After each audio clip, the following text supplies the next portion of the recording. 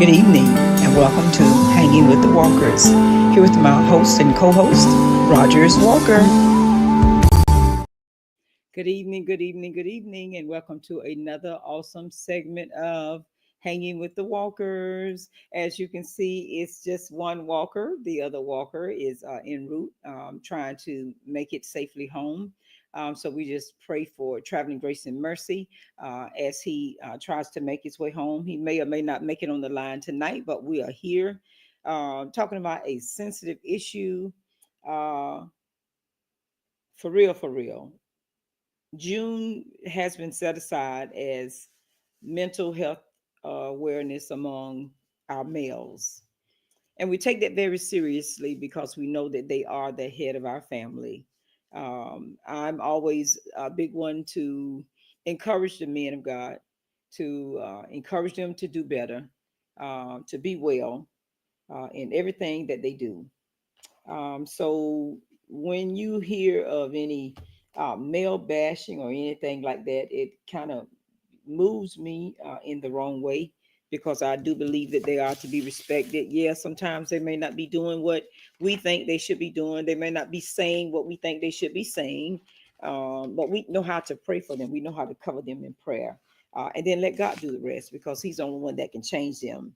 But every now and then, we get a little antsy or impatient about what it is they do or don't do.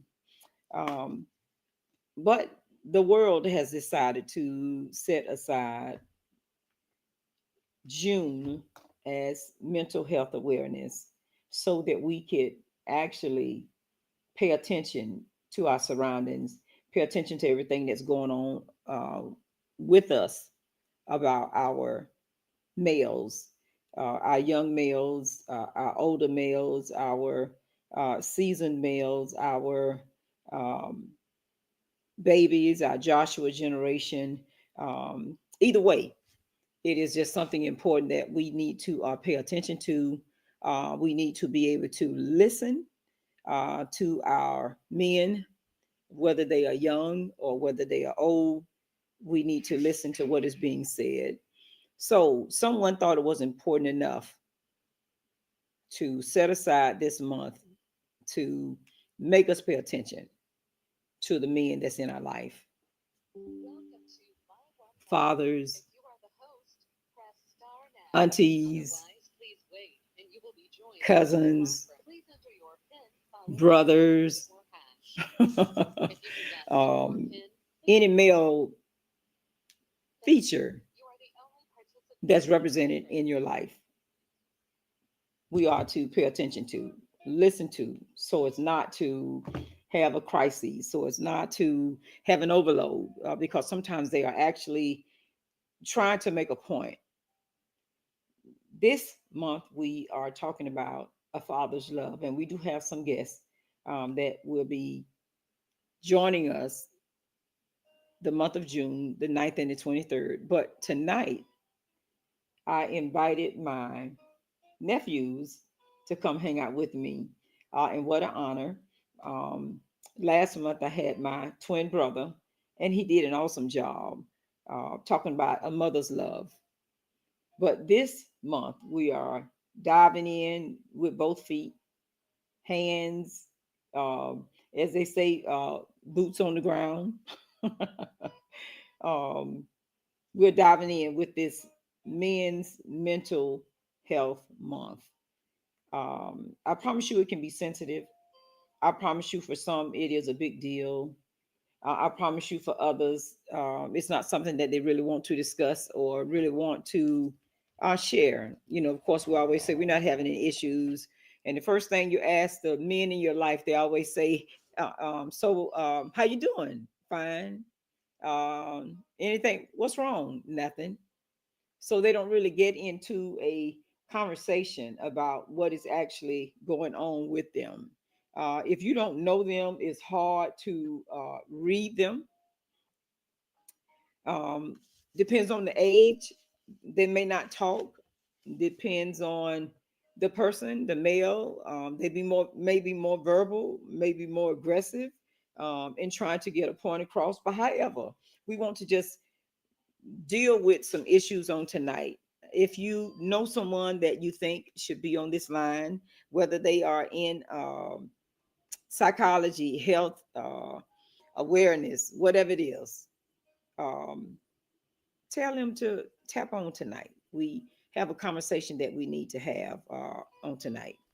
Um, we do have one of my nephews on tonight, Mhm. um, Tremaine Sermons, aka Cousin Truck. He has a YouTube channel called Cousin Truck. He has how many million now do you have? It's not quite a million yet, but it's a couple of thousand, a couple of thousand. You know, maybe it's a quarter million or less than a quarter million, but Okay, it's with a that, decent amount. You know, yes, with the Cousin Truck channel, yeah, being able to expose travel in vehicles, whether it be yes. trucks, cars, fancy cars, whatever the case may be. He is Mhm. out there. How many states have you come across now? Out of the 50, well, out of the 48 states that I plan to visit, I've gone to 42 out of those 48. Wow. And that's Okay, a part of so mental health too, but that's a whole nother story. We'll get oh, into that, yes, I'm sure. yes, it is. Yes, it is. Yes, it is. So please introduce yourself and share what all I have not shared about Cousin Truck. Right. I mean, I guess I try to be humble and I want to be humble. So I would say like it's so much. It's so much that I could say, but I guess I'll just start right with what we're talking about, and it is mental health. So for me personally, the way I sort of got into the way I learned the importance of mental health is Uh-huh. when I was 24 years old, I got diagnosed with type 1 diabetes. Hmm. And to me, not only was that a mental health issue, but that was a spiritual health issue, that was a Yes. physical issue, it was a financial issue. Yes. It became all the issues that you just do not want to have at the age of 24. And I will say, years later, I realized, God allowed it to happen and He did it in order for me to help others, Hmm. but there was a huge mental burden that came with being a 24-year-old sick man. Like, Yes. being told it's something weird about a doctor telling you, yeah, not only do you have to take insulin today, but you got to take it tomorrow and next week and Yes. next year and the Yep. next decade. And Yep. basically, until you leave this earth, you are going to be required to insert this stuff inside of you that the body normally makes on its own. But now you got to do this until you die. And so when you're 24, you're like, how am I going to be doing this at 30? How am I going to be doing this at 40? I mean, luckily I've made it to 40, so I thank God for Right. that. That's But it. I'm still sometimes questioning, how am I going to do this at 50? What is it Yeah. going to look like at 60? What am I going to look Mhm. like at 70? And so it does kind of weigh on you. It weighs you down. And it does become, it is, I will admit, with diabetes, it is more mental than anything else. There Mhm. are a lot of physical parts to it, but there's a ton of mental part to it. With controlling your appetite, controlling what you eat, uh, and just always making plans and like you really have to take time to make plans, Mhm. you Mhm. know, to try to get things correct. And it can have a huge mental strain on you. And like you kind of mentioned before, like as a man, we're always told, don't show your emotions. Don't let Yeah. people know how you feel. Just, Yes. shut up, be a man, take care of it. But Mhm. I eventually realized that that's a bunch of nonsense. That's just a bunch of talk. That is why I think a lot of men don't live as long as women do, because Mhm. we are taught to just keep it inside. And Mhm. what keeping it, and it's like anything else. Everybody knows that pressure bursts pipes. Yes. And when Yes. you We keep heard all that that stuff plenty of times. inside, Mhm. it will destroy you. Mhm. And I think even now, even me personally, I still suffer with it. Like I said, I guess I didn't get into a lot of my background because to me, some of the stuff, yeah, it's important, some of it is not. If you want to, people out there, you can Google me and find out all my business if you want to know. Not all my business, but you can find out a decent amount of it. You can go on my YouTube and see all the traveling and things like that. But I do think the mental health issue is the reason why I travel so much. Okay. Okay. When I became diabetic at 24, and because I didn't think I was going to live that much longer after becoming diabetic, because you hear all the horror stories. Oh, you're going to lose your eyesight. You're going to lose your feet. You're going to lose your fingers. So something in me was like, well, you know what? Before I lose all this stuff, I better go see the world while I can still walk, while I can still talk, while I can still see the world. Like it That's ain't no it. point in me traveling as a blind man because I Right. can't see anything. So it truly made me decide to start doing more traveling and trying to somewhat have a fulfilling life. Now And for me, you yes, go ahead. you are on YouTube, Instagram, Yeah, and where else? Facebook. I'm Okay, always in jail on Facebook, so sometimes you can catch me on Facebook when they ain't locking me up for saying something silly. no But comment. yes, So but YouTube, Instagram, Facebook, and what yeah. else? I'm on Instagram, Facebook, TikTok. Even though I don't TikTok. use TikTok as much because that's where all the young people at, and I'm an older gentleman, so I'm not Watch on there it, all the watch time. it, watch it. But you can definitely Google me. I mean, I'm Googleable. I'll say that much. I once ran for governor and all this other stuff, but that's a whole nother story. I'm not gonna get into Right? that. Uh, That's another broadcast. yeah, that's another broadcast for another time. But I just grew to realize how important mental health is, and how I'll say this much too. And I don't know if we want to mention this, but I'm gonna tell you right now, as a Christian, mental health hits us even harder. And the one reason I realize that is because we are quick to feel like God to take care of it. Come on. God to fix it. God to take care of it. So what I'm gonna do is I'm gonna not worry about it. I'm gonna not focus on it because God gonna take care of it. But Mm-hmm. I swear I've gone through this issue where, just to tell a little story of when I realized I needed true help. Well, let me start. Let me maybe start over. I basically found out the day after Christmas that I was diabetic. I Exactly. was super duper sick, couldn't walk up the stairs. My mom, and then that's another issue. I was talking to people about how sick I was feeling, but everybody was telling me, "Oh, I was feeling that same way. You just got a cold, you just got the flu, you just got this, you just got that." But I knew something was wrong with me, but Yeah. nobody else didn't believe me when I was telling them, like, I'm losing all this weight. I'm Yeah. using, but I didn't tell them everything because as a man, you Right. keep certain things to yourself. I That's wasn't it. telling them how I was using the bathroom 10 times a night. That's Like it. every hour on the hour, I'm using the See, bathroom, that's it. always thirsty, always tired. And Mm-hmm. so, as a man, you just keep it to yourself and you just keep it moving. And so basically, I'll never forget my mom gave me a piece of turkey because it was Christmas dinner. And when I put the turkey in my mouth, it literally turned to powder. And people Wow. think I'm joking when I tell them that, but if somebody would have told me it was possible for food to turn into powder in your mouth, I wouldn't have believed it because it Wow. sounds so stupid. But that's what happened to me. I literally had to go in the bathroom and scrape the turkey off my tongue because I couldn't swallow it. Your blood sugar was so high. My blood sugar was so high. And so, long story short, I told my mom, I was like, listen, I'm not going to ruin Christmas today, but tomorrow I got to go to the hospital because That's there's it. something wrong with me. And I just need to know what's wrong. And basically, they checked my blood sugar and it was like over 700. Like, really, it couldn't even register at the clinic. They told me I had to go to the emergency room immediately. And when I got to the emergency room, they told me it was like over 700. Wow. Like it might have been about 750 or something like that. And they was surprised, like, how are you still walking and talking? I'm like, I don't know. I mean, I guess I I'm don't just know. blessed. That's it. But but that happened. And so what I would say, so after that, I finally knew what was wrong with me. I finally could explain why I was feeling the way I was feeling, why my body was reacting the way it was reacting. But then the next part of it was dealing with the diagnosis. Yes. And so that is when I started having the mental issues. Mm-hmm.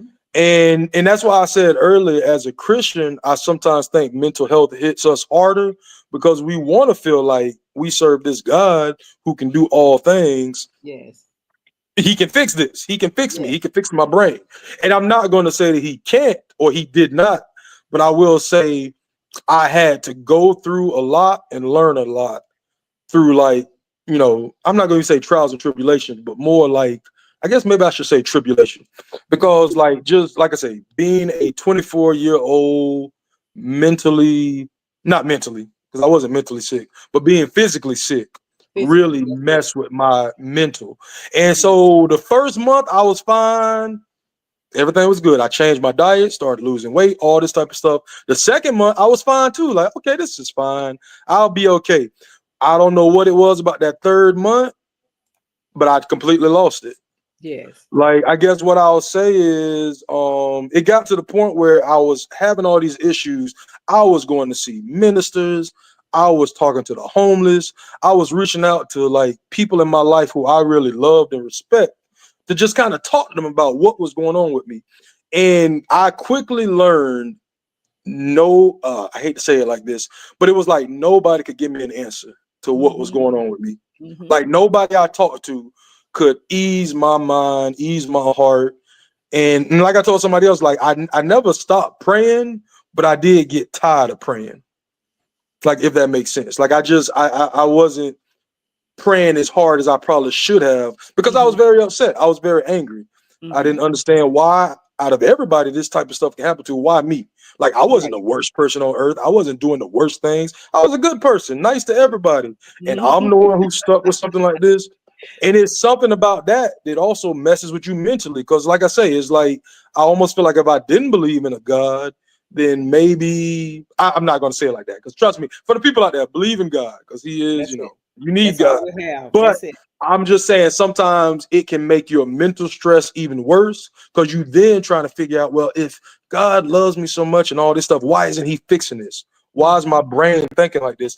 And I'll never forget.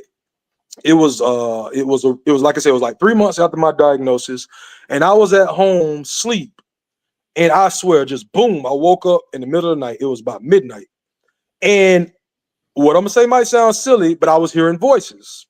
Now it wasn't this demonic, garbled, like like monsters, but it's the thoughts that's in your brain. Yes, like I had so many thoughts in my brain, and it was so loud I had to turn the TV on to try to drown it out. Wow. And I never experienced this before, but I literally could not hear the television. No matter how loud I turned it up, my brain would not stop thinking or talking or whatever. And so then there was something in my brain that said, just jump in your car and drive to New York City. And so midnight, I had a little bit of money, just had got paid, had a full tank of gas. And I got up and decided I was going to just drive to New York City. But not only was I going to drive to New York City, but I was so angry about all the stuff going on with me to where I felt like if God wants my life to be as bad as it is right now, let's just go ahead and make it worse. Like instead of you just playing with me, because you always say either be hot or lukewarm. Hot or cold. Right. Let's not be cold. Let's not be hot. Let's not be lukewarm. Let's just go all the way with it. So I hate to admit I did something that I regret, but I thank God that He protected me through it. I basically, when they say, I shouldn't say this, but it's true, and this is all a part of mental health. I did the thing when they say you put the pedal to the metal.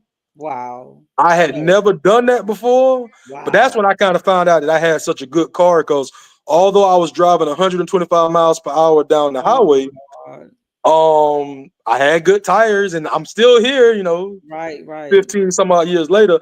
But what I did was also very stupid and very dangerous. Yes. And it really could have put a lot of people in danger, but it's all because of the mental stuff I was dealing with.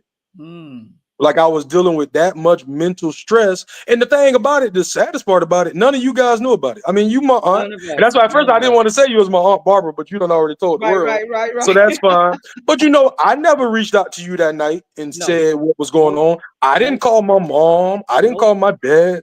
I was living with my cousin. I didn't even tell him what was going on. And I think I'm saying in the house together. And I didn't go to him and say, listen, I'm hearing voices. I'm having these crazy thoughts. Can you help me? Like I was just going to help myself. And so I hit the highway, literally put the pedal to the metal at midnight. To this day, and it was on the 408. And to this day, I still thank God that I didn't get pulled over. Because, I don't know if people know this or not, but if you get caught in Florida doing 30 miles over the speed limit, you automatically get arrested. Automatically. And so because of how upset I was like, if God want my life to be bad, then send me to jail, make me crash, do something, because this issue I'm having was literally driving me insane. Wow. And so I still will never forget it, because it was in Orlando. I was on the 408, and out near the 408, there's this church that has this huge white cross. And so I would never forget, I was speeding past that cross, and I thought to myself, I know you didn't send me way out here just to see this cross. Wow. And so I hate to admit, I got even more mad and sped up even faster, as fast as I can go. And then something in my brain was like, you fool, You don't have enough time to go to New York City. You got to go to work Monday. So I took a detour, and there's another highway in Orlando called the 429. The 429 kind of wraps around Orlando, and it takes you out by Disney. So I said, you know what? Let me go to the darkest, most, because at that time the 429 was under construction. So I knew there wasn't a lot of people out there. So I said, you know what? Let me go out to the darkest, secluded place I can find, because maybe God will be there. Maybe I don't know if it's going to be God. I don't know if it's going to be the devil. I just wanted something to happen. I wanted somebody to say something to me. And I will say I got out there on the 429. I think I only passed one car the whole time I was on the 429. And I'm, like I say, doing about 125 miles per hour in my Impala. And I basically made it to I-4 and nothing happened. Wow. Oh my Nothing God. happened. I got out there, nothing happened. And from the 429 and I-4, I drove all the way back home on the speed limit. I didn't get pulled over. God didn't talk to me. Now, I did see that cross. Like I did, and I'll never forget that cross. That was I a did see sign. that cross. And that's what I was saying That too. was a I was like, sign. maybe that was God's way of speaking. And that's why I sometimes, and that's why I say once again, as Christians, I think we have the mental health stuff harder because, you know, we read in the Bible how God spoke to this person, spoke to that person. And sometimes that's what we want. We want to be spoken to. And I mean really spoken to. Not this, oh, I think it's this, or oh, there's a sign. No, like I need you to physically say a word to me. Yes. And sometimes when that doesn't happen, it makes it even harder on us. Wow. Because Listen, we put all faith into something so strong. if And you're tapping in right now, you are joining Hanging with the Walkers. And our topic tonight is so sensitive: mental health awareness among our men, even dealing with the Father's love on tonight. And I have the honor tonight of hanging out with my nephews. I have Tremaine Sermons, aka Cousin Truck, in the house with me tonight. And my other nephew is trying to get in. Jakeem, aka Black Savage, is trying to get connected. But in the meantime, we're flowing. And you just touched on so many points. I got my little notepad and everything, you know, what it is that I wanted to share. But I promise you, you have went across every emotion, topic, and discussion that I wanted to discuss. That need for support, that need to hear from God in the midst of it, that need to be strong in the midst of your disease process, even anxiety and stress, even a little depression. And then guess what? Even borderline schizophrenia because of the hallucinations and the delusions and being disorganized. And then something sporadic saying just get in the car and drive. You could have went into a coma. You could hit anything. A lot of times with diabetes, it affects the vision. The vision could have went while you was driving at a high speed, but God still let you know that I still had you even in the midst of what you were going through. I got you. And here is another that you also addressed: isolation in the midst of having a mental health, for lack of a better word, breakdown. You were in the home, you were in the house with someone that you move with, that you love and care about, that you trust. And you would not communicate with him in the midst of our mental health awareness. We break down even in communication. I'm just going to take the line. I may have a caller. Hold on 1 minute. Good afternoon. You're calling into Hanging with the Walkers. You may not want to say anything. You may just want to listen. Do we have a caller on the line? Yes, you do. How we doing? Welcome, Boo. How are you? This is my other half, Pastor Roger Walker, that's calling in from being on the road. Thank you so much for calling in. You know, we got nephew, Cousin Truck on the line, just sharing some of the stuff that he hadn't told us about that he was going through. I know. Man, I want to write a book one day because my God. Listen, I do realize this stuff happened not just for us, but for us to help others. Yes, that's true. Because a lot of people go through it, and a lot of people, it don't turn out the way it turned out for me. So exactly. There are many that I've cared for that tried what you tried, and we were scraping them off somewhere, scraping them off under 18-wheeler. I mean, that the mindset, just get up and do it and drive. And I just never would have thought that would happen to me. Like I really thought I was too good for that. I thought I was too blessed for that. You know, people love to say, I'm too blessed to be stressed. But I had somebody told me a long time ago, I'm blessed to still stressed. And I believe that. That's it. Like, I now believe that with all my heart. How about we So, welcome another generation? I know. I'm going to say, what's up, Jakeem? Happy New Year. Jakeem Mechanic. Hey, boo, how you doing? My other nephew. These are babies that I was there when they were born. But they're coming to hang out with me on tonight. We are, and then I have my husband that's on the line. Anytime you want to drop a nugget, honey, do that. But I'm so excited that we are able to, he'll come back in a few minutes, that we're able to talk about something that's so sensitive. Anything you want to say at this point, or keep flowing? Well, you know, can you hear me clearly? Yes, I can. Let's step out for a second. Can you hear me clearly now? Yes, I can. Okay, but when we're talking about mental health and we're dealing with men, there's so much stigma that goes on within the conversation itself. Yes. And the first thing we got to truly understand that it's not about a feeling, it's not about being okay, but it is really about the experience, a range of emotion, behavior, and also about being able to cope effectively with the challenges. Yes. And so that leads to numerous of different expressions of distress. You know, social expectations, barriers to help, or either to ask for help. Yes. You know, open communication seems to collapse, even seeking professional help, because we as men, when you ask us what's wrong, the first thing we say is nothing. Nothing. Yeah, I'm good. That was, yeah, that's the way it was for me. And the reason that is because of our environment, where we come from. Because we was raised to be men. We was raised to be tough. You know what I mean? Don't let them see you sweat. Don't let them see you cry. And so everything that goes on in a man's life, he bottles it up. He holds it in. And so this is why stress is the #1 killing in the minority. Heart disease. We're having so many strokes, so many heart attacks, high blood pressure, diabetes. This is why so much sickness are coming upon us. It's because of this here. And we don't want anyone to know that I'm having a nervous breakdown.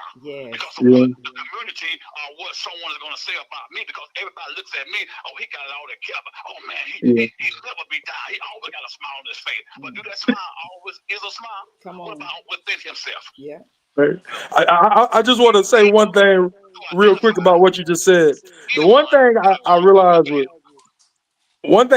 our community is we are sometimes taught that, oh, you everything all right, you just broke. You just need some money.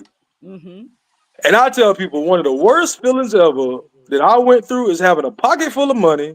I mean, like I said, I had the ability to go to New York for a week and stay there if I wanted to, but it's horrible to have a pocket full of money, like financially have it all together, but yet feel so empty and like you have literally nothing. That's it. And that's something that people don't tell you. And that's something that we're not raised and taught. We're just thinking if you got money, everything will be fine. But somebody taught me a long time ago, if money can fix a problem you have, that's actually not a problem. The problem comes is when money can't fix it. No matter how much money you throw at a sickness, that sickness don't go away. No matter how much money you throw at a death, that death don't go away. That is the real problem. That's it. So, and the sad part about it, welcome, Jakeem. Thank you so much for tapping in. I know you're trying to find a good spot on tonight, but believe you me, Cousin Truck taking us in, sharing, and then we got Uncle Roger on the other line, just dropping nuggets in there. He shared with us about the being diagnosed with the diabetes and how the mind just began to, tell him to do some crazy things, and he did it. And of course, he didn't tell any of us. No, y'all would have just found out. Y'all would have been like, "What happened to him?" Y'all would have just found out I died in an accident, and nobody would have never knew. Right, exactly. And to this day, they would be questioning, "Why didn't he say something?" It's because I was saying stuff. It's just nobody was listening. Right, exactly. Signs and symptoms were there. And Jakeem, he was telling us he was in the house with his cousin. What his name is? Terrence. And would not tell Terrence how he was feeling or what he was thinking or what was going on with him. And I know you can vouch for that because you real private too. Yeah. I understand. I've been there. Definitely. It was around the time my mom passed. I wouldn't talk about it. I just would hold on to it, and whatever I felt like doing, I was gonna do it. I drove to Fort Pierce 5 times in 1 week for no reason. Wow. Wow. For no reason, just on the road, because Mhm. I ain't know how to deal with it. Just kept moving. Yeah. And that's what So maybe truckers that do. run in the blood, that jumping in the car to handle our problems must run in the It blood. got to. It got to. Because that's what I jumped in my car. I was going to go to New York. Yeah, we and you know, we always look at generational traits, you know. Pastor Roger always, you know, tell me about that, you know, or bring light to that sometimes, even though it's something that may have occurred in one or the other, it doesn't have to always carry on. There's a point to where we can stop and deal with it. But when we talk about mental health and the awareness of it and being able to recognize that's what it is during that time is the issue. Truck in his situation was the health. Jakeem in his situation was the death of his mom. Both of these being something new for both of you all, then being young, trying to handle it, family around, but it's always this thing. Maybe they don't understand how I feel. Does that make sense, Pastor Roger? They don't understand how I feel, even though they're older. They may have gone through that, but they don't understand how I feel in this situation because now it's me. It's personal now. It's me going through it. Does that make sense? That make a lot of sense there. And that's what we think. Oh yeah, you may have lost your mom, but this is personal. I lost my mom. You may have had a health condition, but it's me now because somebody's telling me that I'm gonna be on insulin the rest of my life. And nobody understands how I feel. And then as Truck said, to hear voices that's telling you what to do that's totally against humanity. Drive to Fort Pierce 5 times in 1 week just because burning gas, just to keep moving, just not to stay still. And can we relate to that? Yes, we can. Because trauma and mental health runs neck to neck. And as Pastor Roger said earlier, there's a stigma to saying that you should be strong in the midst of what you're going through. You know, I have this health condition. I should be able to deal with it. You know, I know somebody else that had it. So talk to them. You know what I mean? All kind of weird things be going through your head. But in all actuality, communication is the biggest key in the world. And so I would say, like, I reached out to some people who I really respect when I was going through my stuff. So a couple of things that happened, and this is something I try to avoid to this day when I talk to people who go through stuff. And that's why I thank God let me go through it.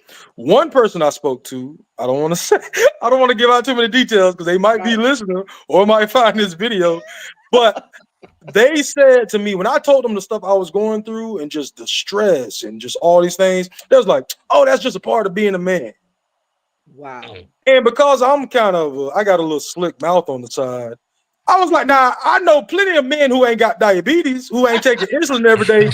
Where in the man handbook does it say when you got an illness at 24 years old, did you did like, I don't think that's a part of being no man, because that ain't happened to most of the men I knew.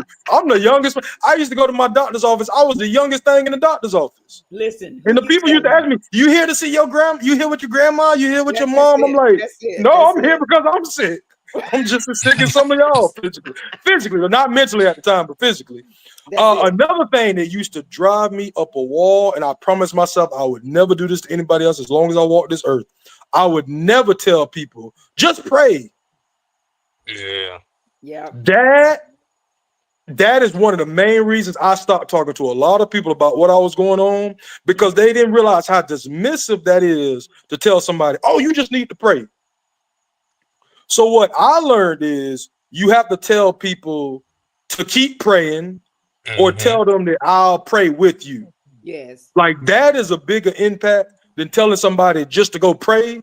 Because it's like, well, what am I supposed to be praying for? Like, I'm already praying. I have never stopped praying. And that's what actually made me stop praying, because so many people would tell me, you just got to pray. You just need to pray. And I'm like, what do y'all think I've been doing this whole time? Eating chicken and surfing the internet? Like, Listen, I you literally have been sound like you praying got this whole attitude. time. Yeah, but it's like I said, but it's like, and that's why I say sometimes I think as a Christian that mental health stuff hits you even harder, because you do feel like, well, I mean, what am I doing wrong? Like, does that mean my prayers aren't working? That mean my prayers aren't powerful enough? But I do realize we are still humans. We still have this flesh, and there's some issues that we just gonna deal with, That's you it. know? That's it. And that mental health stuff is very real. And I shouldn't say this right now, but I just wanted to also point out the fact that I just recently, I'm not gonna say no names because this is researchable. People can look this up. I just found out one of my classmates Yeah, we saw that. killed. She felt like something was wrong with her son, and basically ended up, I have to say, unalive, because the way social media is set up, you can't tell the truth sometimes. But she ended up unaliving her son. And I will admit, when I first heard about the story, I kind of blew it off like, oh, that was just some nutcase who whatever. But then when I found out it's the girl who I know, I just could not believe it. So point well taken. Right. And a lot of people right now are even saying, like, it made me realize, because I knew her personally, not that we were talking up to this point and things like that, but I knew her at one time. And it just reminds me like that there is a huge part of mental health, because she also, her last couple of posts were all about spiritual stuff, all about God and all these things. And I think sometimes we don't realize we need to see a therapist. See, that's why We need to talk to somebody beyond just our family, beyond just our church family. Like sometimes you do need to seek professional help. That's why the world decided to tag June as male mental health awareness, because they understand and know we get emotional, we go through things, we have hormones and whatnot, but some of us are verbal, some of us can say it, talk about it, show it, share it. But to be able to see a man break down and cry out and not be called something else, or not be called you soft because they see you cry, or not be saying, oh, you know what, why you so sensitive, because you're not afraid to cry, you're not afraid to let someone else see you weeping. I can understand why they wanted to put the focus back on the men, because it's a delicate issue. And you see a strong man like my husband, see a strong man like you all.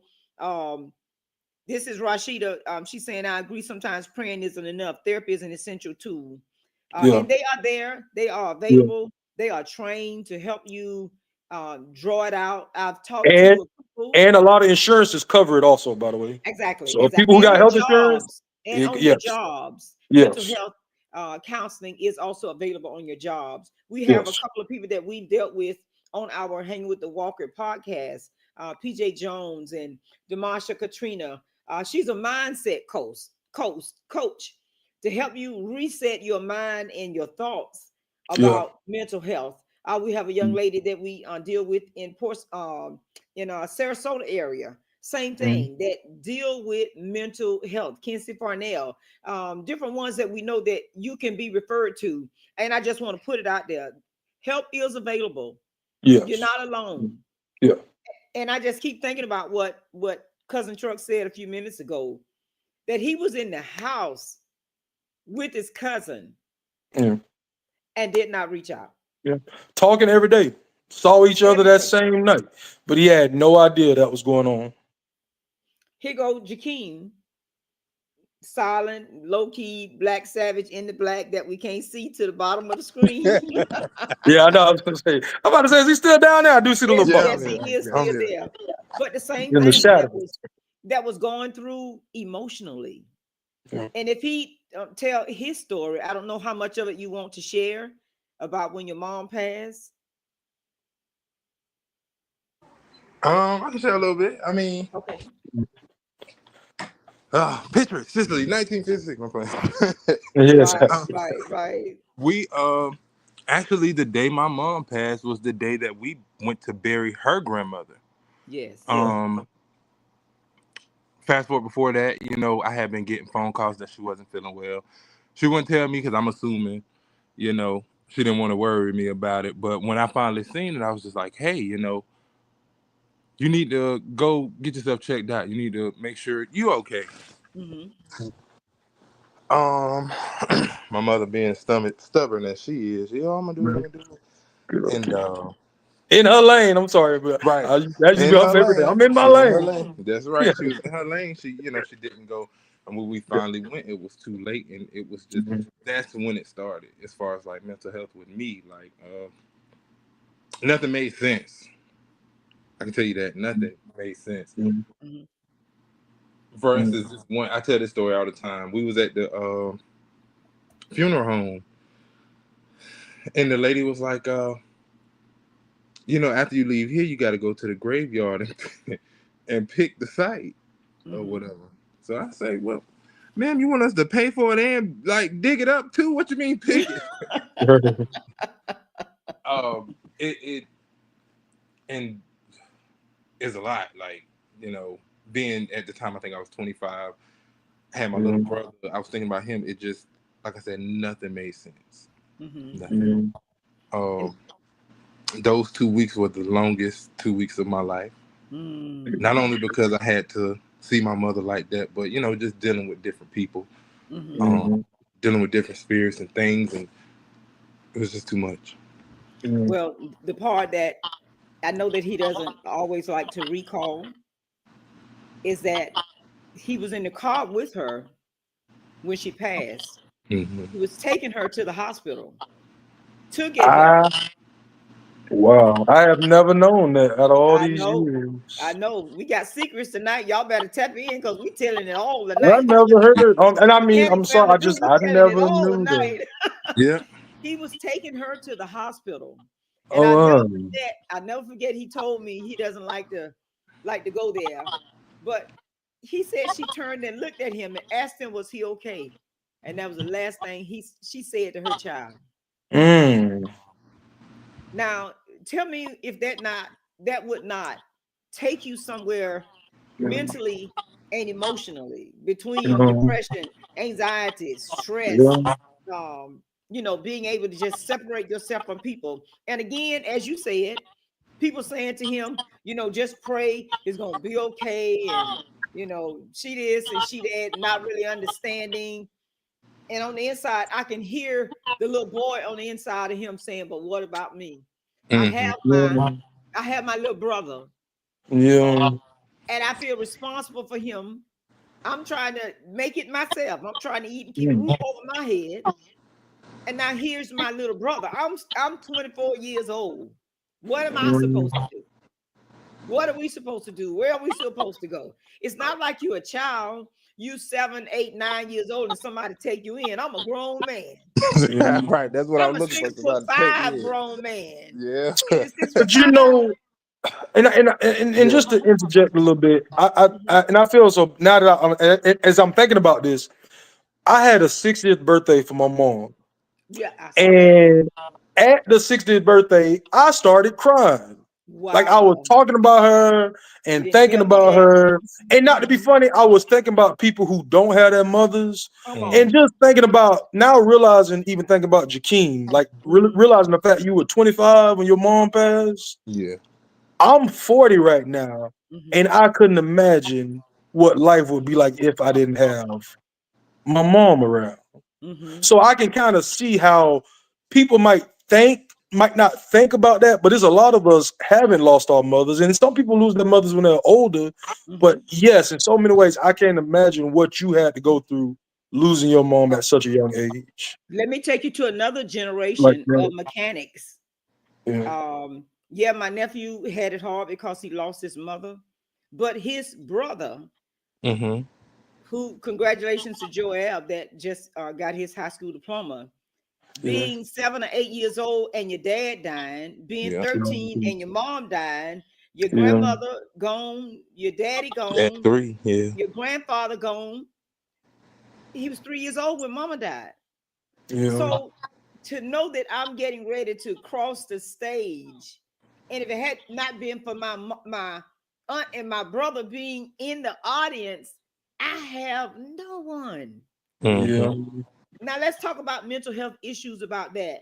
Being able to be somewhere where he could be comfortable, raised, go to school, separated from his brother, separated from those that he knew that was his comfort zone, for lack of a better way. And all I can think about over the years is mentally what state of mind he was in. But when I listened to his rap on YouTube and on Spotify, I knew where his mind was because he found an outlet. And I'm saying that to someone that may be listening on tonight, that may be dealing with some issues. You have to find an outlet. He found music to be an outlet. He was in the studio at 12 and 13 years old doing rap. Was it the kind of rap that you can take to church? No, it wasn't. But it was his outlet. And I say to someone right now that may be dealing with an issue, you have to find an outlet. We always say, pray, go to God. That's true. But counseling is available. And then you have to find an outlet, a way to release it, a way to be able to. Trump found a way because he started this thing where I'm going to everything to do with diabetes. I'm going to every meeting. I'm talking to every doctor. I'm going to do every walk. I'm going to be a spokesman for those that cannot speak for themselves. That was his outlet. Jakeem, what and was volunteering outlet? With the homeless also. And the ducks. That was another huge blessing. And the ducks. And the swans. I still do the swans. So Jakeem, what was your outlet? Honestly, I never got one. I just continued to go to work. That was it. That was it.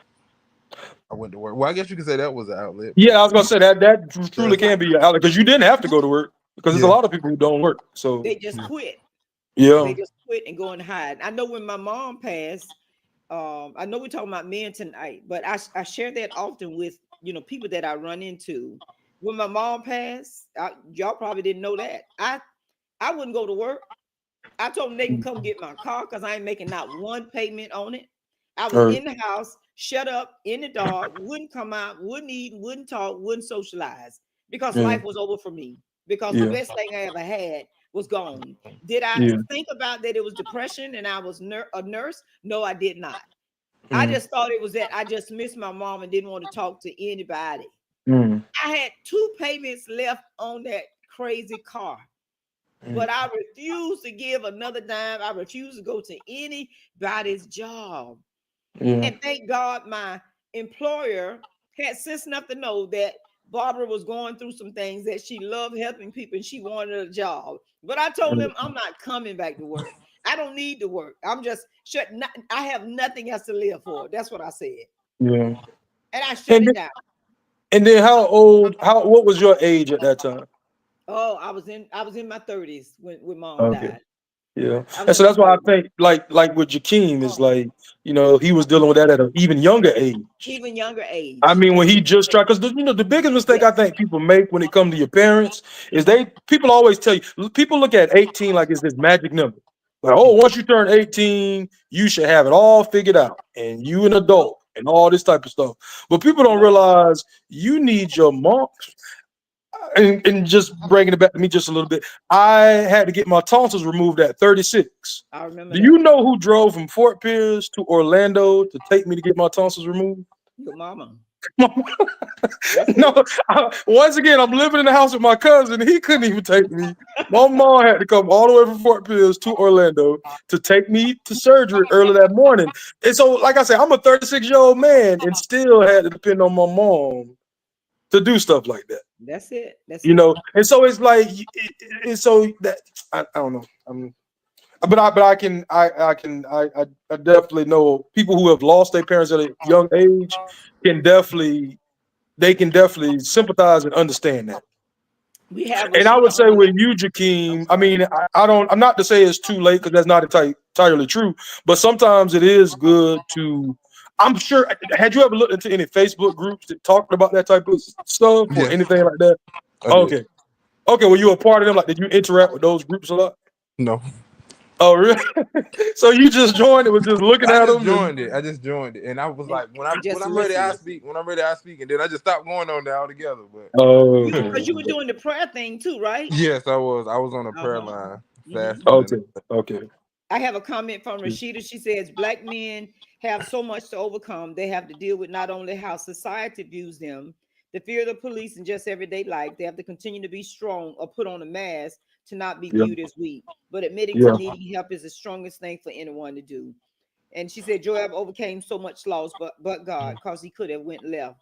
And yeah, I appreciate the fact that you all thought enough to accept the invitation to come on and hang out because, like I say, Yeah. over the years, still keeping you covered in prayer. You know, I'll push you all up. I Yeah. put my nephews against any, but I got the best nephews in the world.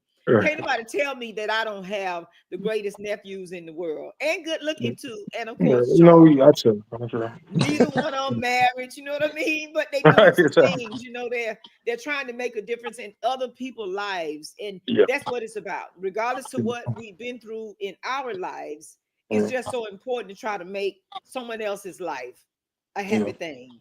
You know, it's And people easy. don't realize the amount of stress that comes with that too. Yes, Like I it's a tell people lot. all the time, and I probably shouldn't say this because I don't know who's going to see this video, but I've told people this because it's the absolute truth. I at one point avoided getting into relationships, avoided trying to have children because I had so many people in my immediate family who needed help. Yeah, yeah, I yeah, yeah. had a little We know, brother right, and a Jakeem? little nephew who was the same age, and I already knew what was going to happen. Yes, yes. You know, I already, unfortunately, not that I can see into the future. I'm not prophetic. I can't guess the lottery number, so don't nobody hit me up. Stop But it. Stop I it. just kind of know. But I just kind of knew these boys are going to need somebody, Yes, and if I'm not going to be there for them, I have no idea who would. that's it. So I tried my hardest to like be there for them. And over the years, I realized that God was blessing me so much and in so many ways because I was trying to be a blessing to somebody Trying to else. help somebody else. Yes. That's how Jakeem was. He is like a low-key person, but Right. he likes to connect people together. He likes Yeah. to bring the family together. He likes to reach back to those that, okay, what, you know what? We haven't heard from him in a while. Let me just check on this part of the family, like Yeah. bringing people together, like his grandmother was. She was always that kind of person that wanted everybody to get along. Listen, we raise hell day and night, but she gonna find a way to bring you together. If she got to put you in the same room and leave you, she gonna do that. And he got that quality definitely from her. Some kind of way. You get mad. We used to fall out all the time. Mama said, I don't care if you scratch one another eyes out, but I'm put you in the same room and you gonna stay there until you make up. And you and come why you out said, speaking to Auntie one another. Barbara, Rashida always tell me, "Come out, you got the spirit of Aunt Burnett." Yes, She sir. tell me that all the time. That is so true. Honestly, that's just the way she was. She was just a people person, and everybody loved her because that's how she was. You know, connect the people. But let me just break for a minute. I want to give a shout out to our sponsors, LPF Investment Group, Good Credit RX, Incredible Tax Pros, also to Scylla Gibson International Cooking. Shout out to our overseer, Apostle Lucinda Rich in the Fort Pierce area. She is the overseer of the End Time Prophetic Deliverance Ministries in Fort Pierce. Shout out to She Real Radio, Tiffany Real. Our podcast broadcast live on iHeartRadio and also on She Real Radio because of Tiffany Real, seeing the vision that Hanging with the Walkers has. So a lot of times, So we nationwide or we worldwide right we now? nationwide. We nationwide. So at any given time, our interview shows up on iHeartRadio or She Real Radio. And when it does, I'll make sure I let you know. But I just want to break for a second. Pastor Roger, do you have anything to share to these young men tonight?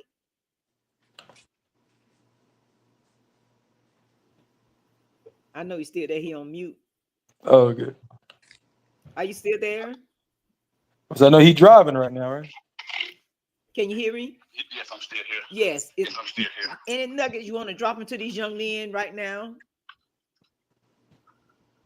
But the first thing we have to understand is that through all that we go through, we got to have a foundation that we can continue to build on. And that foundation is the Word of God. And if we continue to lean upon Him and not lean upon our own understanding, we will see exactly what God is showing us in our season. A lot of times we go through stuff in life and don't have an understanding of what we're going through. It is just God is trying to get your attention. A lot of times we can be moving too fast or moving too slow. And God wants you to receive what He has for Him. So He does things in our life and allow things to take place in our life just to get our attention. Because we could be surprised of who we allow to be our God. He said, I am a jealous God and have no other God before me. Yes. So we have to be careful in that area. So as men, it's okay to cry. As men, it's okay to seek help. As men, it's okay to say, hey, I'm not all right. We got to remove that stigma about men don't cry. Real men do cry. We got to remove that stigma about, you know what, I don't want to see no one see me going through what I'm going through. Allow them to see what you're going through.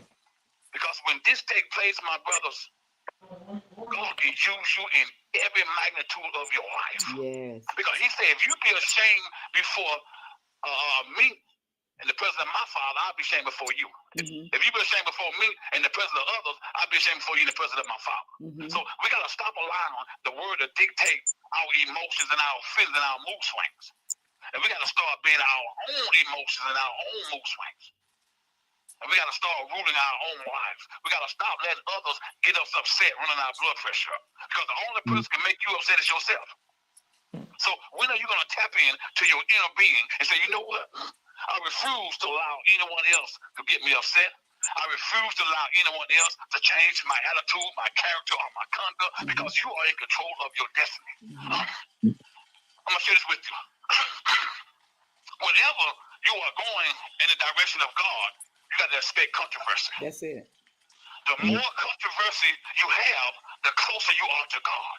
But you can't realize sometimes how close you are. It's because between direction and destiny, there's distraction. That's it. And my brother, this is what we got to cast down, the distraction out of our mind. Because it's only an illusion. It's only as real as you believe it. So whatever you are going through, you're not the only one in the world that are going through it. Right. And your going through is only temporary. It's temporary. It's only for a moment. It's not a lifetime thing. It's not a month. It's not a day. It's not an hour. It's temporary. So once we put it in our spirit that what I am going through, I am being tried by God. I am being put back into fire to remove things off of me that are hindering me from moving forward in the things of God. And when I allow God to do what He do best, He changes me. He put me back on the potter's wheel. He dissected me from the inside out. He's shaping me. He's molding me. He's pushing me to my destination because He just want to bless me. But I'm my worst enemy because I allow people to change who I am. We gotta stop allowing people to dictate and change who we are. You are made. You are tailor-made. Can't no one walk in neither one of you guys' shoes. No matter if the story seems similar, but your walk is different. You're designed to shine. You're designed to walk in your area. So my brothers and sisters, stand flat-footed, my brothers. Gird up your loins. Round your shoulders back and hold your head up high. And say, I'm going to move forward in the name of Jesus. And nothing can stop me. Not even the gates of hell can prevail against me. Because you are a winner. The Bible says, thanks be unto God that gives us the victory. Thanks be unto God that always causes me to triumph. You're victorious no matter what. If you lose some stuff, guess what? God wants you to have it no way. He's just trying to get it out your way so He can bless you with what He wants you to have. Yes. In order for you to receive from God, you got to get rid of some stuff that the devil don't give you. A lot of stuff that we have, the enemy gave to us. Because the Bible says He'll make one rich and have no sorrow. Why am I struggling to pay for this? Because God didn't give it to you. Oh, goodness. You went out and did it on your own. You went out and got blessed by someone else, and God just blessed you with it. This is why it caused you so much headache, so much pain, so much problems. But you got to stand on the foundation, which is the Word of God. And I promise you, my brothers and sisters, you will see things from a different perspective. I am a living witness. I am a living witness. I've been there. I've done it. Got the T-shirt, wrote the book about it. I've been there and done it. Yes, you But when I have. truly turned myself over to God, when I truly gave Him all of me, that's when things start going in my favor. That's when I start looking at life from a different perspective. I start cherishing how valuable life is. And I start allowing God to use me the way He wants me to use. Even with family, even with friends, even with certain jobs I get. I allow God to dictate it. I allow Him to move me in those areas. It hurts sometimes because certain people I love to be around. But God said, no, you can't be around them. Because you're not going in the same direction they're going to. And the more I stay around them, the more they suffer. The more they lost. Right. But as soon as I got from around them, they start being blessed. Think about that. Wow. When you allow God to move you in His direction, it's going to change your perspective. And it's not going to be the way that you think it should be. It's going to be awkward. It's going to be unknown. But I promise you, it's going to be peaceful. It's going to be joyful. It's going to be relaxful. And it's going to be good. So I pray your strength, my brothers. Just keep your head up and continue to stay in your word. Because when you stay in your word, God will stay in you. God bless you. Oh, we appreciate that. And y'all know anytime y'all can call Uncle Roger and talk to him. He got a word for you. I don't care if you catch him at the Winn-Dixie, it could be the Publix, he could be at the Fred's Market trying to have a meal. But when he knows that you are there and you just need a word, I promise you, he got a word for you. We saw something the other night on Hanging with the Walkers. We were talking about a mother's love. Your dad and Jakeem uncle. Jakeem saw a side of your dad that I he never had seen. ever seen. I'm talking about ever. I'm talking about Yeah, ever. was it a positive side? How old are you, Jakeem? 29. 29 years old. From the time that he could knee high to a duck, as they used to say. He has never seen his uncle float like he did the other night. Oh, gotcha. Okay. The knowledge is there. It's there when you're ready. You heard that old saying, when the student is ready, the teacher will come. Yeah. And he was able to drop those nuggets the other night on Hanging with the Walkers. No stuttering, no crazy, just pure facts. And that's a good thing. And that's what we need. So that's why I say sometimes you don't know what you got. You don't know what you know. Sometimes you feel like to yourself, I think way back when Jakeem was little and we got ready to move to Bradenton in 2006. But I was crying about my baby because he go everywhere with me. I went to church, he go everywhere with me. And all I was saying is Jakeem gonna move with me to Bradenton. And I talked to Pastor Raj. He said, yeah, he can go. He said, but the grades gotta be passable. He gotta have passing grades before he can leave one county to go to the other county. I'm like, well, I ain't worried about that. I said, because I know he got this. Lord have mercy. When that report card came, I said, oh my God. I said, what you mean he can't go? I was so hurted. I was so heartbroken that you couldn't come. But all I could think about is the things that would have been poured in, that would have been different had it been another coast and another time. But I still say God knew.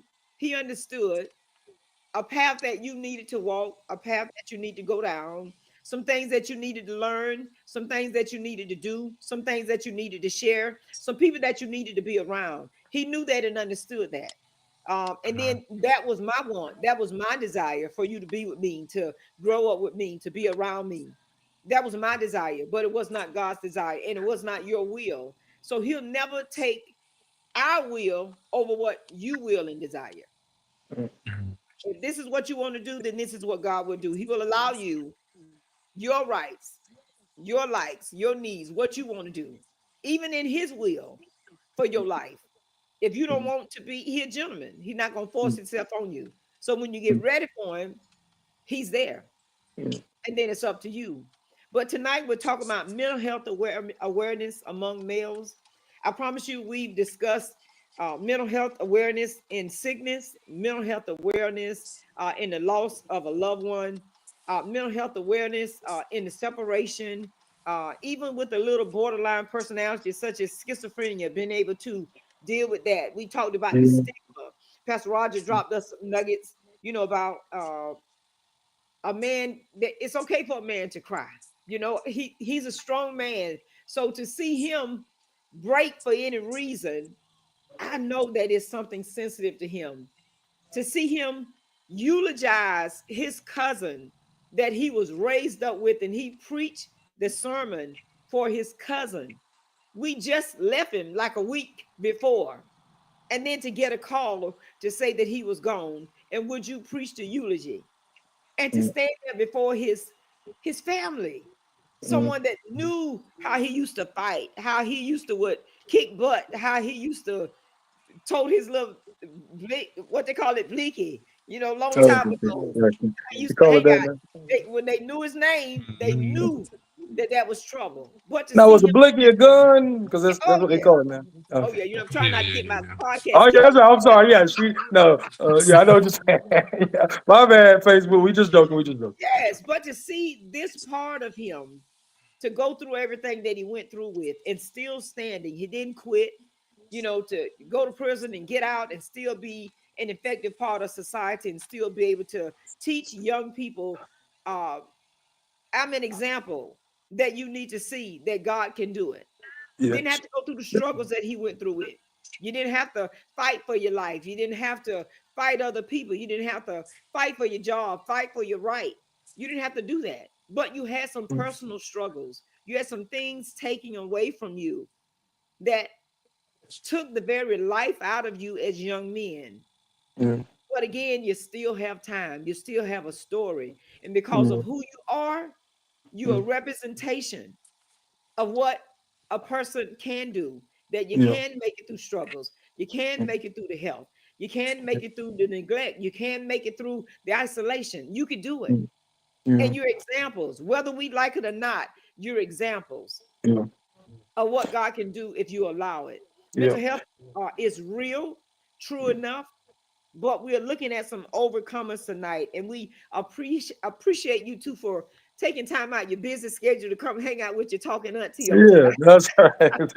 That's why at first I asked you, I was like, how long is it going to be? But I was like, I know when me and you get on the phone, it's always going to be at least an hour or two. So I'm like, I can prepare myself for that one. And then I know that this here is very important because, like I say, I experienced it. And when I think about it, sometimes it could have ended up tragic for me. Yes. And I still, like, even tonight, I was just realizing, like, so many people wouldn't have had no idea. No. They just didn't know because it got to the point where I just stopped talking about it. Yes. I stopped trying to complain about it. I stopped trying to seek help, seek counseling. And I never forget, I used to have this thing where I would sit at my desk and my throat would get so tight. And one time my throat got so tight, I literally couldn't breathe. And that had never happened to me before. So when I went to see my doctor, I was explaining to him what happened. And he was like, I want you to fill out this form. He was like, don't flip it over and read it. Just fill it out and don't even think about it. So me being the crazy thinker that I am, I'm looking at the form and I start reading some of the questions. It's like, are you happy? Are you sad? And I'm like, what is this? So I flip it over and on there it says like it's a depression thing. Yep. And I said, oh no, I'm not taking that. I took the paper, threw it across the table. I said, I'm not taking that. He was like, what do you mean? I said, no, that's for crazy people. And I'm not a crazy person. Like, I'm not crazy. I don't have depression. I don't have no anxiety. And he had to make me realize you do have depression. Yes. You do have anxiety. The way your body is reacting and the fact that you can't breathe, that's because the mental stress you're going through is now coming through your body. It's your body's way of saying, I'm messed up right now. I'm done. And so, but I still refuse to take the test because then he wanted me to get on medication. And I'm like, no, medication is for crazy people. I'm not a crazy person. Not realizing, sir, you actually are. Yeah. But see, like I said, once again, because I also felt like, well, God can fix it. Why do I need a pill when I got a God? Now, I'll say this much. If you really need that pill and you don't have a good, close relationship with God, take the pill. Don't be stupid like me. I shouldn't say be stupid because that's not true. But I now realize some people are, I'm not going to even say strong. And some people are just struggling. Your struggle is not my struggle. My struggle is not your struggle. My connection with God is not your connection. So it's like you do need to do what's best for you as long as you're not killing yourself or putting other people in harm or danger. And so my outlet became volunteering. after talking to a lot of family and friends who weren't offering any help, I even started talking to the homeless. I used to go to Lake Eola and hang out and talk to homeless people. That's it. Just to kind of, get it off my chest, which was a part of therapy that I wasn't even thinking about. And so it actually got me to do more volunteer work with the homeless. Because the biggest thing I started realizing is there was people, although God allowed diabetes to touch my life, there was still some people out there dealing with way more than I was dealing with. That's it. I mean, even now I think about Jakeem and what he said, and I had no idea he was there with his mom when she passed. And I had no idea those were the last words she said to you. But even with everything I've been through, I couldn't imagine dealing with what you dealt with, Jakeem. That's it. Like I didn't know. And I just know how that can weigh on you for a very long time, and it doesn't go away. And it's like it does make me realize we all take these different paths and go in these different directions. And I'll never understand, none of us will never understand until the day we die, like why certain things happen the way they do. But I just know with all of us, if you having problems, if you need help, get the help. And I will say this much: reach outside of just your family and friends. Come on. I hate to say it. I know you might not want to. Reach outside of your church family. Go to another church. I mean, I go to my church, but when I was going through my issues, I started going to churches I never even thought about going to. I was talking Jehovah's Witness, Lutherans, Baptists. I was talking to everybody. But before that, I would have never reached out to other people. I think even a couple of times I came to where you were and asked you guys to pray for me and stuff like that. And that's something I used to never do. I would never in the past get on Facebook and ask people to pray for me. But now I realize one of the most powerful things is having people pray for you. And sometimes you need to tell them what they're praying for. Like, don't just get on there and say, y'all pray for me. Are we praying for your foot? Are we praying for your back? Is your neck hurting? Is your car broke down? Sometimes you got to say, listen, I'm having a really tough mental time. And y'all just pray for my mental strength, my financial strength. Like, tell people sometimes you got to be more open and honest about what you need prayers for. Give them the because if you having a mental health breakdown, you don't need me praying for your foot because your feet might be the reason you run off the cliff or something. If anything, I need to pray for God to slow your feet down so you don't, Did you know he was a comedian, Jakeem? Yes. Yeah, I do. I think about my cousin Sabrina, and Sabrina is one of the funniest people I know. So I guess I get that. She is definitely a comedian. Yeah. So Jakeem, at this point right now, what would be your suggestions to other people that may have went through some things? What would you have done different? What would you direct someone else to do that you didn't do? I know what for me, what I would have done different is I wouldn't have had so many people in my ear. That's definitely one thing. I wouldn't have had so many people in my ear. I would have took time out for me to actually process things. Yeah, and grieve. And like you said, I wouldn't say, "Oh, y'all just pray." Continue praying, like keep praying, don't stop, keep going, keep praying. God, that's true. Because I know for me, when it happened with me, I know God was like, "Boy, I'm sick of you. Okay, I'm tired of you. Okay, Yeah. but just continue praying. That's it. Just that simple." That's awesome. I mean, I like I say, I just know from a personal point of view, grieving process is so important. And sometimes we think we've dealt with it and we've let go. But as you can relate, you can hear a voice, you can hear a smell, you can see something in the store. And if I'm crying over in the meat section where the bacon was, and this lady walked up to me, she said, "You okay?" I said, "Yeah." But I had a moment. I smelled the cologne. I went to the doctor's office and I was working it. And I promise you, this lady was my mom in a Caucasian body. The same slow walk, same wig. She said, "Good morning, baby." I lost it. The doctor told me just go home for the day. Take long as you want to. I was a basket case. She was holding me like I was her child. And all I was thinking to myself, "What, I got it. I'm together. I've grieved and I've let it go." So that's my suggestion. Understand and know that it comes in in realms. It comes in reels. It comes in the smallest or the weirdest of things. 1999, and it's still sensitive. Yeah. This mother said I couldn't even come out the house. So Yeah. it still comes in weird times, weird places. As you said earlier, as Roger said earlier, we all grieve different. We all deal with things different. We all handle things differently. I can't tell you what to do or how to do it, but you know what will work for you.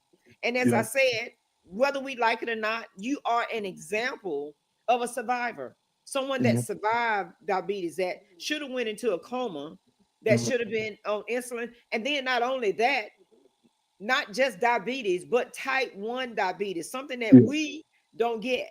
Something that go back on our side of the family all the way up 4 generations. Four generations does not have type 1 diabetes. Yeah. That's why I asked my mom, I said, is this something you need to tell me? Because they say I shouldn't even have this. Like, do I need to find out? You know? We do have some mix in our family, but I'm Yes. saying a couple of generations. I'm like, hold on. I know that's my brother's, child and whatnot, but we have some mixture up in there they don't like to tell us about. You know what I mean? Now, One other thing I wanted to say, I'm sorry, because I do think this is important. That's why I even decided to come today to talk about it. I'm glad you asked me. I appreciate you reaching out to me and asking me, because I'm realizing I needed to get some of this off my heart. For the people out there who might not, because you never know who's going to listen to this, I would just say, even for the people out there who might not have a good relationship with God, another thing that helped me big time, that I was taught this years ago, all the most successful people in the world have this one thing in common, and is that they write their goals down. I do too. They have a notepad, a notebook, or something, and they write down their goals. I would suggest for people who don't have nobody to talk to, don't know how to say it, don't know how to get it off their heart, get you a composition notebook and just write it out. That's it. Ain't nobody got to read it. You don't have to tell nobody about it.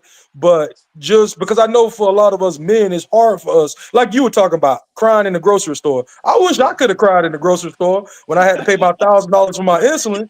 But those people would have called the police on me and said I was crazy. Like, this big old man in here crying, call the police because he got to be going crazy. That's it. But so since, a man, we can't do that. People gonna think we super crazy in the store crying in the meat section.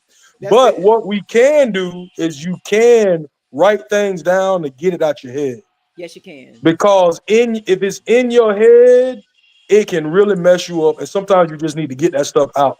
So I would suggest to anybody who don't have an outlet, don't have nobody they can talk to, learn to talk. I don't want to say talk to yourself because that's not true, but write it down. There's something about writing down issues, writing down goals. Sometimes you go back and read it and you're like, I was really going through something. Well, I was really being crazy that day. But you do need to get that stuff out of your head. You really, really do. Guess what your auntie did? I have 5 books working on the 6th book and 5 songs working on the 6th song. Because what I went through, what we went through, somebody's going through it too. And I thought I was over it. Like you said, I wrote it down, but I just went a step further and published it. But that was healing in every book that I wrote because it became personal. I sent Jakeem a song that I wrote about losing my sister in 2011. I hadn't been able to sing it yet. But oh my God, it was healing to me to write it down. So you're right. Even if it's a journal, even if it's something personal, even if it's something that you keep at your bedside or whatever. I have a book at my bedside. I write down dreams and thoughts and that sort of thing. So that's a great suggestion for someone that may be listening right now. Any last thoughts from either one of you to anyone that may be listening on tonight? Yeah, I wanted to say, when you were saying crying in the store, you remember Grandma had a friend named Miss Cheryl? Yes. Cheryl. She seen me at Kmart one day. Not the Kmart. I just miss your grandma. She was my best friend. I think we stood there and talked for no longer than 3 minutes. By the end of that conversation, I was crying all day. I was crying all day. And then with my mom, I used to work at the airport, and she used to call me like around 8 o'clock before she go to bed. And she'd be like, oh, I ain't talked to you all day. Or I ain't talked to you in 3 weeks. Or my phone said I ain't talked to you. So I had a friend call, Uh-huh. and as soon as I said hello, they say, I ain't talked to you all day. Hey, look at the phone like, whoa, wait, who is this? But yeah, it that had me shook up. But yeah, I done been through those moments. Oh yeah. Oh yeah. Yeah. And like I say, we And just and have then sadly is not going to stop. As Auntie Barbara can right. tell you, Yes. no matter the age you get, no matter how much time passes, Yes. it's going to continue. And so that's why I would even say, just even a suggestion for you, Jakeem. I don't know what you're doing to try to help with the grief, because you're never gonna get over it. That's a lie. You're Right. never gonna get Yeah. over it. But to Mm-hmm. help with it, I mean, I would definitely say continue to look for outlets, continue to Mm-hmm. talk to others, Mm-hmm. because there is Mhm. somebody else who's probably going through it just like you. And and like I said, I still that the story I heard tonight, I didn't know that.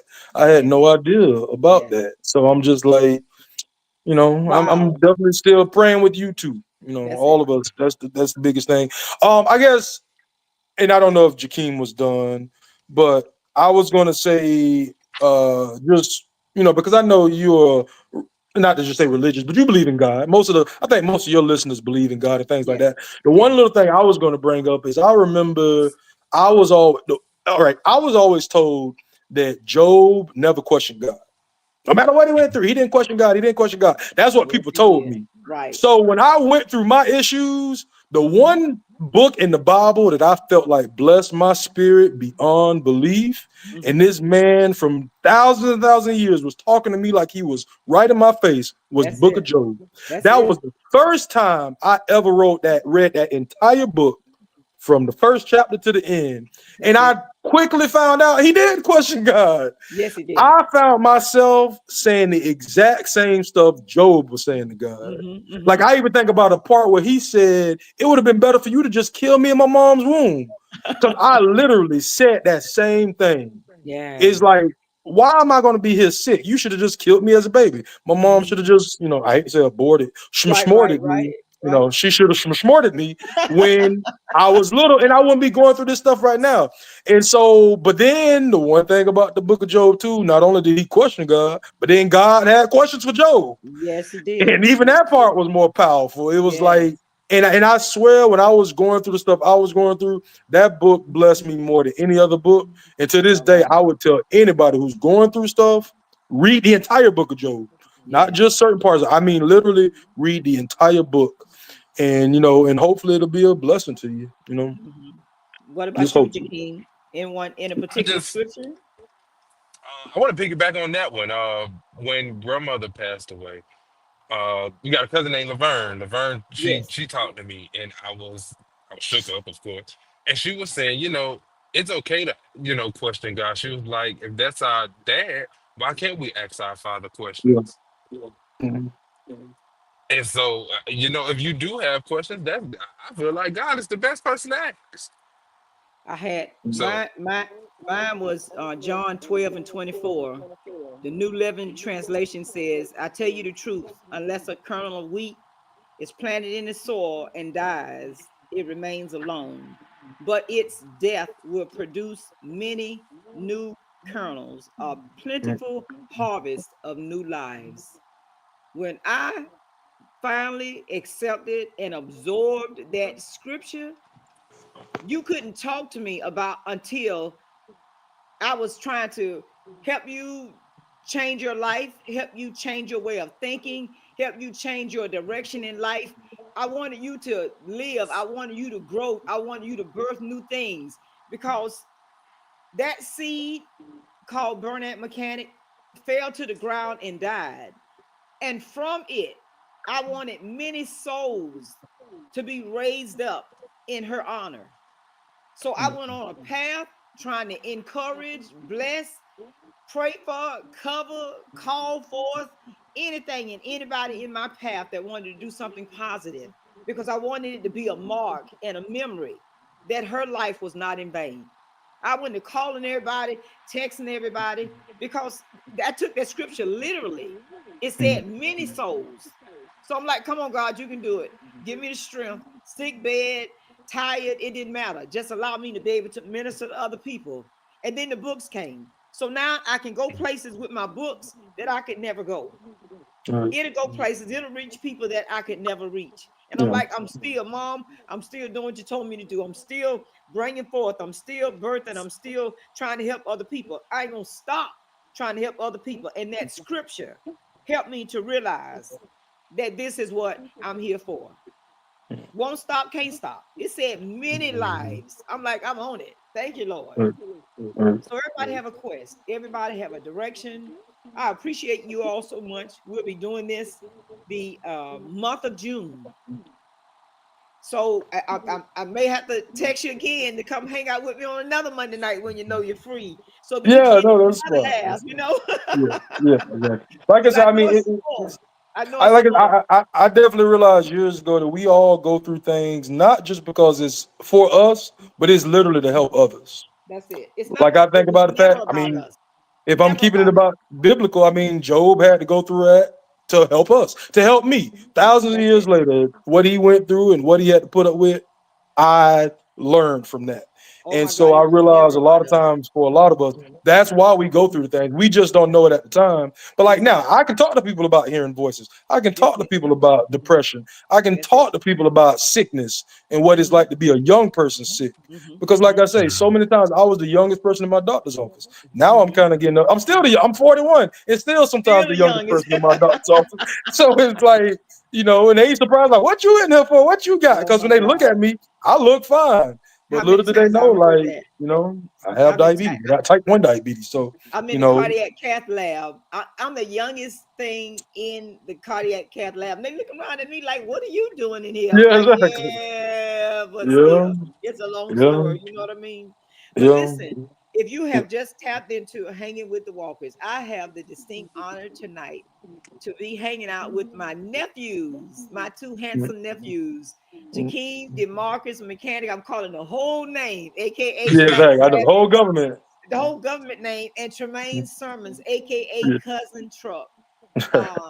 I promise you, if you look them up, you'll see some things, hear some things on their pages that would definitely encourage you. May shock you, but yeah, I know exactly. And I'm sorry for those. But it's going to encourage you, so we're apologizing now for following. Yeah, exactly. I do. But I appreciate you. I was there when they were born in the world. Listen, they were my babies.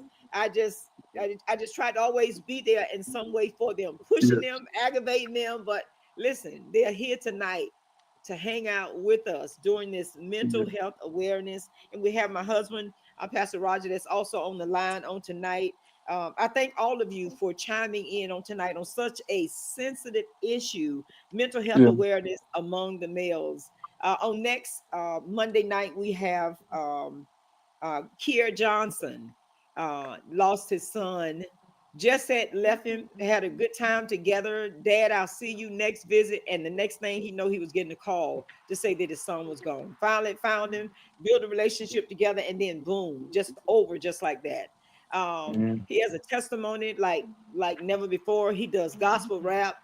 I told him I'm gonna become his agent because he has such a testimony to be able to help young people, older people, those that are going through. So we welcome him on next Monday night. And then the 23rd, Pastor Cernest Webster. He is the pastor of Bible Baptist Church in Palmetto, Florida for the past 19 years. And we just appreciate the men of God coming forth, sharing their testimony on tonight. Just know that I love both of you. You know, you got our numbers. Call us. You know that. Them long conversations when you got that, call your auntie. I'm ready to talk. Yeah. So yes. It runs in the family. It runs in the family. Yeah. Oh my God, it's in the family. Yes. Listen, Pastor Roger, we hear you. You got anything else? Or you good?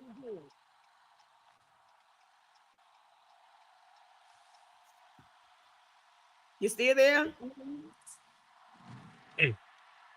Okay, I know he got it on mute and everything. He got to get up 3 or 4 o'clock in the morning and try to drive.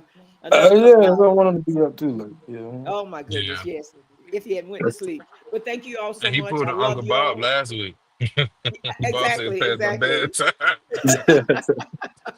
He go to bed at 8 o'clock, and that's the time I put him on Hanging with the Walkers. It was his sleep time, but he made it. He made it through the broadcast. Know that I love you, and truly there's nothing you can do about it. I'm always here to talk. I'm always praying. Just you know that. So call me. Get at your girl if you need to. Amen. Yeah. Okay, love y'all. Smooches. Good night. Yes, love you too, Auntie. Good Thank night. you. Love you. Good night. All right.